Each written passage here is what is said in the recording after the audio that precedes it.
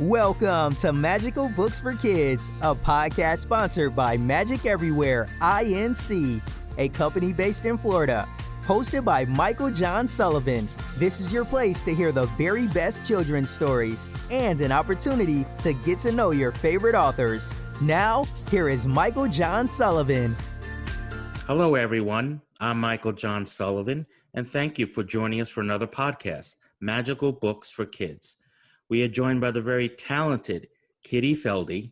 She hosts the award-winning Book Club for Kids podcast, named one of the top 10 Kidcasts in the world by the Times of London.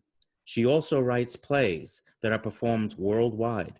She fell in love with literature for young readers when she was a young reader, working at her local public library.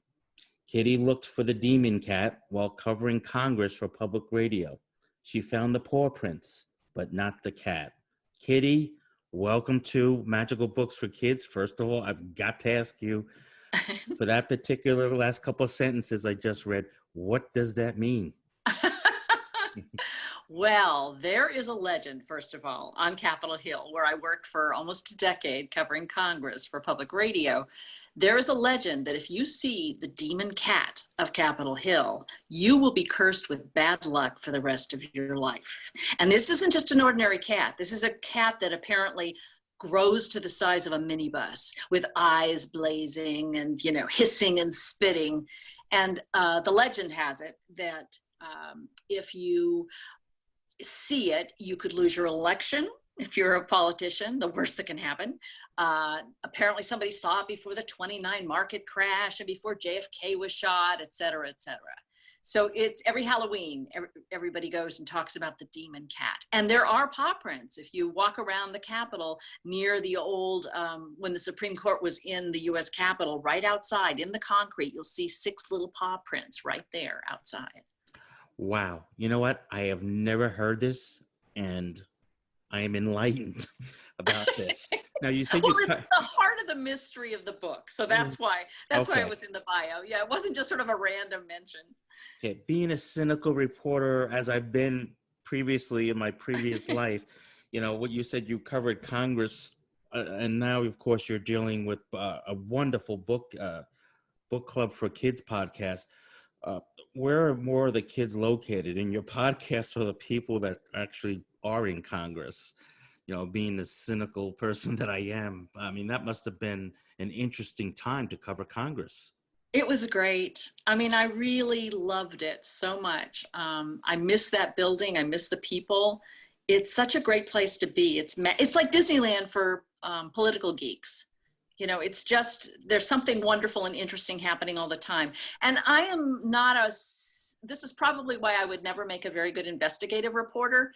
I don't go in with that. When I was a reporter, I didn't go in with, these guys are all crooks, I'm going to find out the dirt, et cetera, et cetera. Mm-hmm. I just didn't operate that way. My operation was, they're human beings, they're good, they're bad, they have a little of both, and let's hear what they have to say.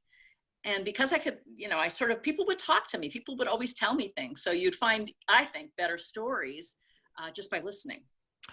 I think that your style of reporting is much needed today, but that's for another time. Another time. You also wrote a wonderful book called Welcome to Washington, Fina Mendoza, and it was printed and published in 2019. It received some wonderful reviews as I researched it and everything. What was the idea behind this book? Well, I was a California kid who had moved to Washington, D.C., and I found it sort of to be a foreign country in a lot of ways. It was so different, the culture-wise, than Los Angeles.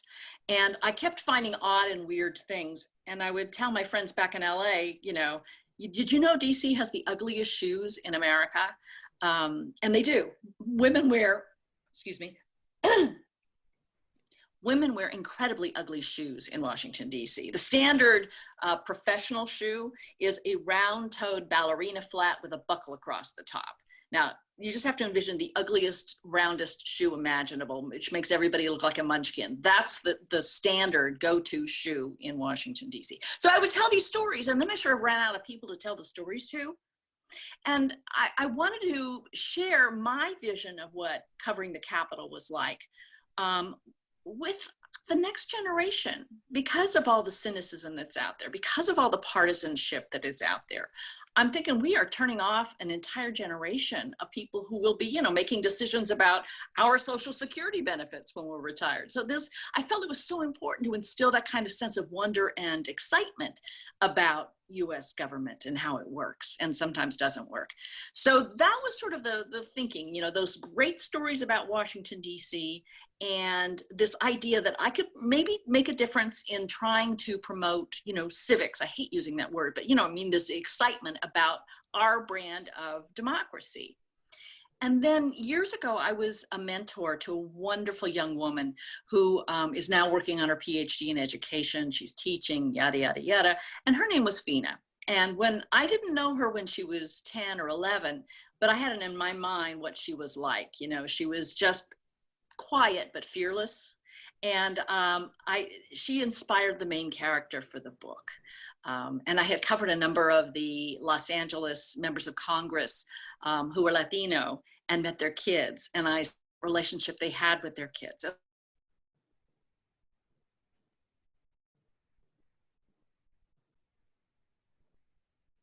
Oh, I think we lost you. If you can hear me, Kitty, we lost you.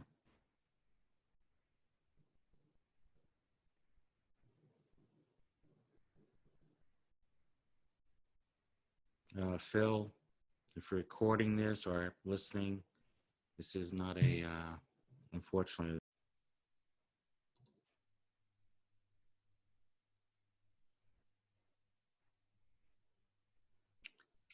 I don't know if it was you or me, but we're back.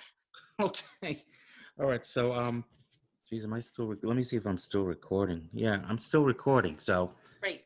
I spoke to my editor while you were freezing up. I said, this is a part where I've lost her, so please pay attention. Okay, so you were talking about the book itself. So and I don't know if I told you about, and the character of Fina Mendoza, it was sort of based on a young woman I mentored many years ago who is today working on her PhD in education. But, you know, I met her when she was a high school student, and I just admire her so much. She's the first in her family to go to college, and she was fearless. She got her mother to move her from this crummy high school to a better high school, public high school in Los Angeles. And I thought, what would she have been like when she was 10 or 11? And, you know, Fina was sort of modeled on her, and she gave me permission to use her first name as this character. But there were also so many members of Congress from Los Angeles who were Latino, and I would meet their families, their daughters as well. And that relationship between the father and the daughter in the book was very much modeled on the people I met on Capitol Hill. So you really tapped into the human element of people running in Congress, their families, what they went through and things like that. I think that's very unusual today and actually refreshing. Perhaps someday that type of reporting will come back and there'll be a measure of respect that will be shown between politicians and reporters. So I'm hoping someday that maybe things change or turn around, but that's a wonderful thing. And it got wonderful reviews as well. You had some wonderful reviews regarding it. Is this a particular book that you'd like to make into a series, or if this is just what was one and done for this? No, this is definitely a series. Book 2 is going to be published in early next year, and it's called State of the Union, a Fina Mendoza mystery. And there's a bird in there that Fina's trying to track down, which may or may not be real, but at any rate, at one point during the State of the Union address, a bird poops on the president's head. And so Elle of Washington is out to catch this bird. So yeah, and then, you know, the third book, they're kind of set up in at least 4, maybe 5 books, I think. But they're set up in seasons. So this first book is in the fall, the second book is in winter. I'm now working on the spring book, which will include the congressional baseball game, another one of my favorite things in Washington, D.C. And then we'll have summer, probably back in Los Angeles. She'll go back to L.A. with her dad, or maybe go on a Codell, which is one of those congressional trips that they take around the world. I haven't quite decided yet. Have you found much interest from schools bringing this into their systems? Because it sounds like a wonderful series for young readers to learn. Well, you've tapped into my master plan, my evil master plan, Michael. I've been making school trips, and what we include as, they love the story of the demon cat. I mean, they just love scary, spooky things that aren't too scary, as one little girl told me. It's scary, but not too scary. But I use that sort of as the jumping off point to talk about, where is Washington, D.C., for example. When I go to L.A. schools, they get confused between Washington State and Washington, D.C. So we have to do a little geography, and then we talk about who makes up the laws and where do those ideas come from. And then, we say, well, it could be an idea you have for a bill that could change the way we do things. And I ask them to focus on one thing that they really care a lot about and write a postcard, an old-fashioned postcard to a member of Congress. And we look up the zip code to find out who their member of Congress is, and they write their little postcard. And these kids are so great. I mean, one kid was talking about Syrian refugees. How do you know that 10 and 11-year-olds are talking about Syrian refugees? But they are. Or the homeless who live in the park across the street from the school. Or a traffic light that could be made safer for pedestrians. They have an idea about that. And then, of course, you get the ones, one wrote to Senator Feinstein from California and said, we work very hard here in school, and I think that we deserve 3-day weekends. Can you work on that, please? And one of the staffers sent me an email because I had warned them that these cards were coming out of the blue. And he says, you know what? I agree. I agree, too. Unfortunately, it's too late for me, so I would have gone for that a lot earlier. Yeah, but in the 60s the problem and 70s. is, Michael, now that we're sort of running our own shop, we never give ourselves 3-day weekends. I know, right? We're working 7 days a week, really, when you Right. come down to it. And speaking of that, your podcast, it's an award-winning podcast, and I can see why. Book Club for Kids. It was named one of the top 10 Kidcasts in the world by the Times of London. I completely agree. I listen to a lot of podcasts out there. It's brilliantly produced, and I can tell there's a lot of hard work and effort that goes into this podcast. And I hope our listeners give this a listen, because Book Club for Kids podcast is one of the best I've heard out there. And I listen to about 4 or 5 now at this juncture. And you have some wonderful, when you have an author on, also you have them talk about writing and everything like that. So you tap into several different subjects for readers and wannabe authors as well. And so why don't you talk about when this first came about, what was the idea behind it, and where you are with it today? Well, about 1,000 years ago, I had a talk show here in Los Angeles on a local public radio station. I'm a lifelong public radio reporter, and one of the things I did was do this talk show. And we went out to the LA Times Festival of Books and had a tent. Everybody has a tent, and you greet people who come up and say hello and all that kind of stuff. And, people would say, oh, we love your show. And they'd be dragging their kids with them. And the kid goes, I listen to you too. And I said, well, why would you listen to this show? It's nothing of interest to you guys. And they said, yeah, I know, but I'm in mom's carpool. Okay. So there you go. I said, well, what would you be interested in if we did a segment that was specifically targeted to you? And because we were at a book festival, they said books. And so once a month, what I would do is throw the adults out of the studio and just let the kids come in, and we would talk about a novel, a middle grade novel. And we would get the author on the phone, and they'd listen in and they'd join the conversation. And because we were an LA radio station, we had a lot of celebrities coming in and out promoting books or movies or whatever. And I'd snag one of them and beg them to read a page from the book. And then we'd throw that into the conversation as well. So that went on for a number of years, and we moved it to cable television and taped it a couple of different library branches out here in Los Angeles.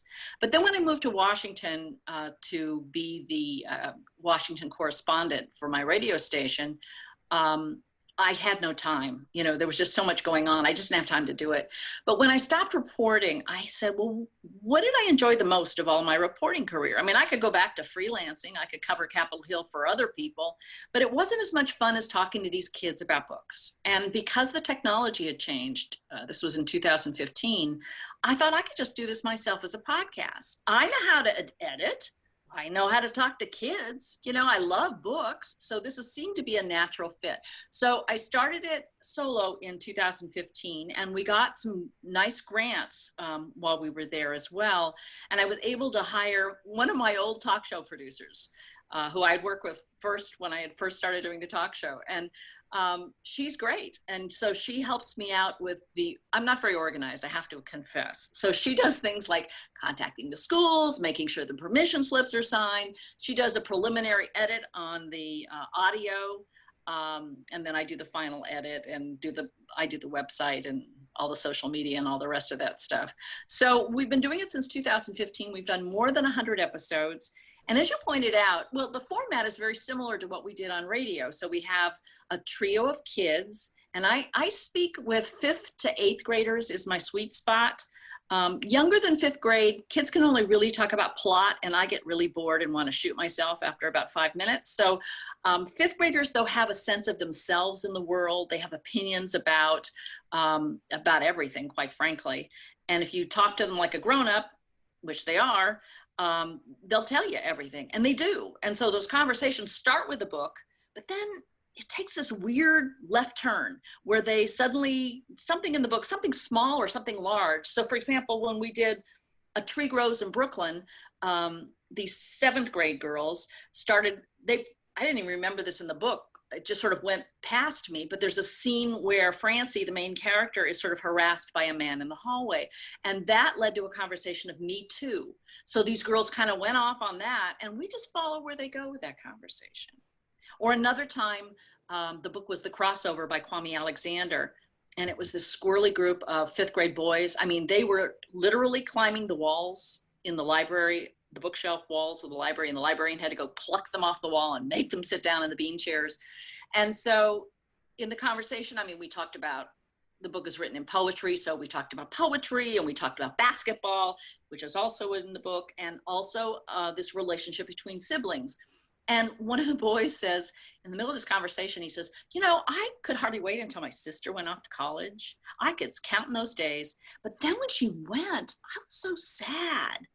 And then one of the other boys pipes in, yeah, my dad works for Amtrak. And, you know, when he goes to work, sometimes he has to get up on a ladder and I worry about him. And this went on. And there were tears shed in this group of little 5th grade boys who then broke into song and sang an a cappella song inspired by this book. I mean, it was pure magic. And that's what happens when you get out of their way and just sort of let them talk.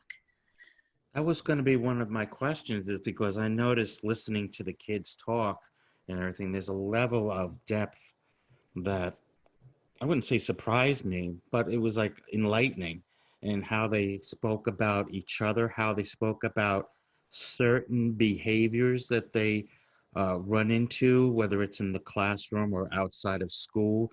How do they handle someone that's very different from them behavioral wise? How does it make them feel?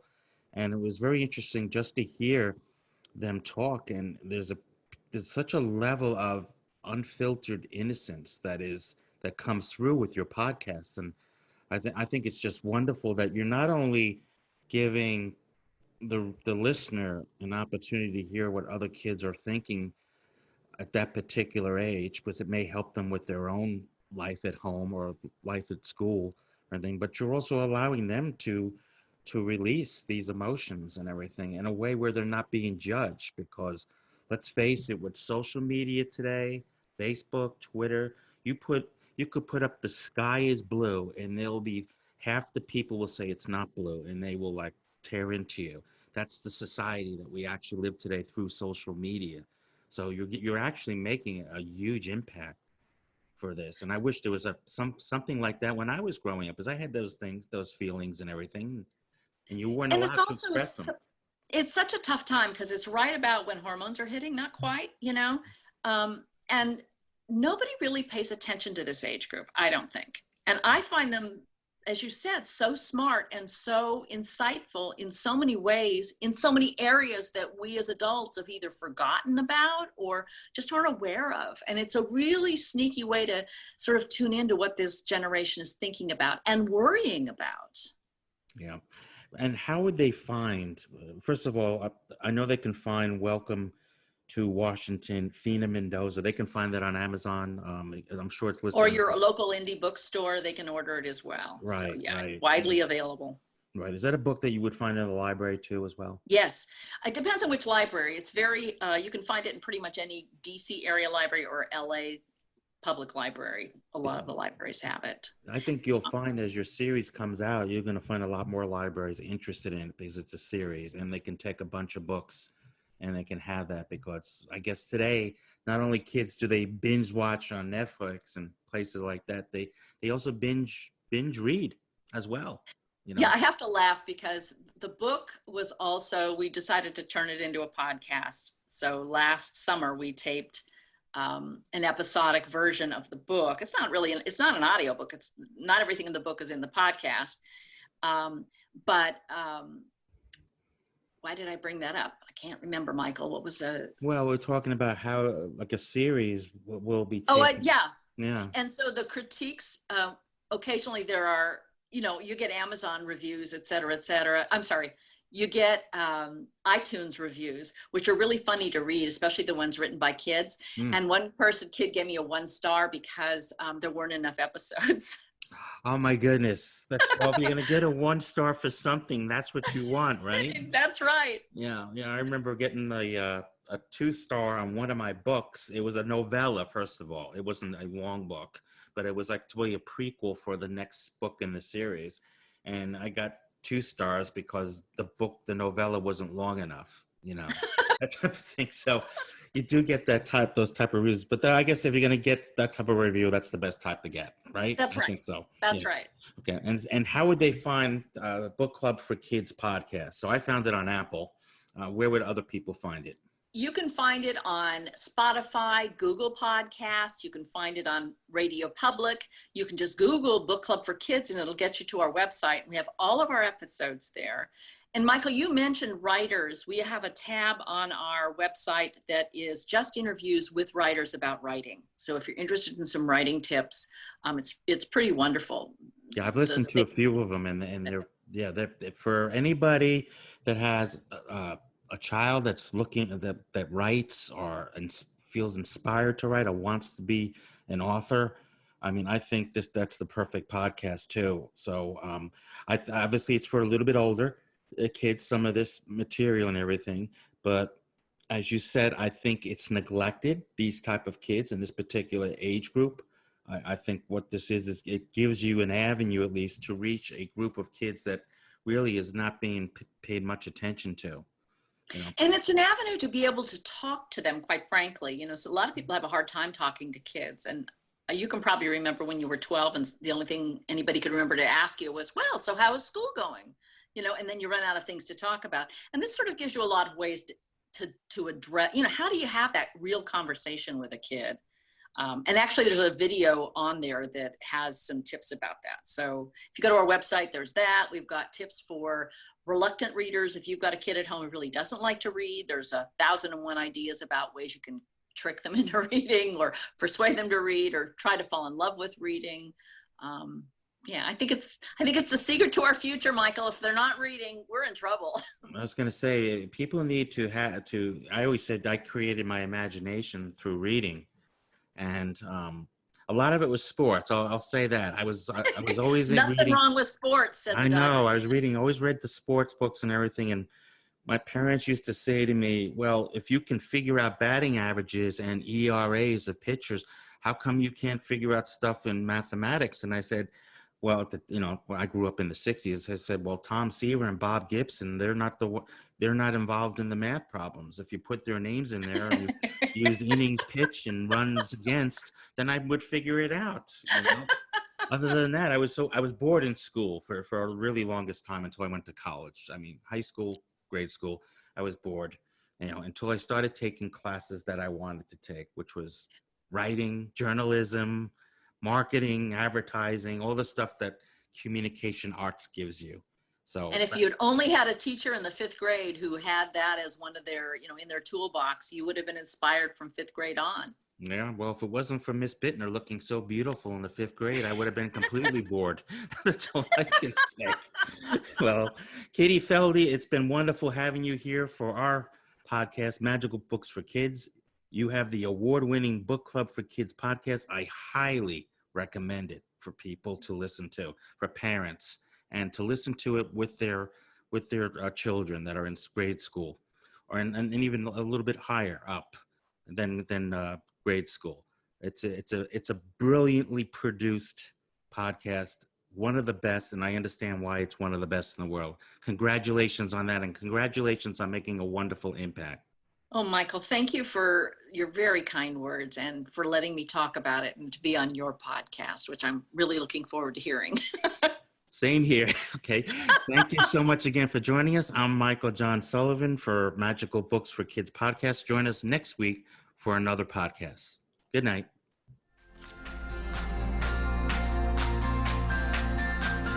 Thank you for listening to Magical Books for Kids, a podcast sponsored by Magic Everywhere INC, a company based in Florida, hosted by Michael John Sullivan. This is your place to hear the very best children's stories and an opportunity to get to know your favorite authors. Join us for another fun storytelling podcast next week.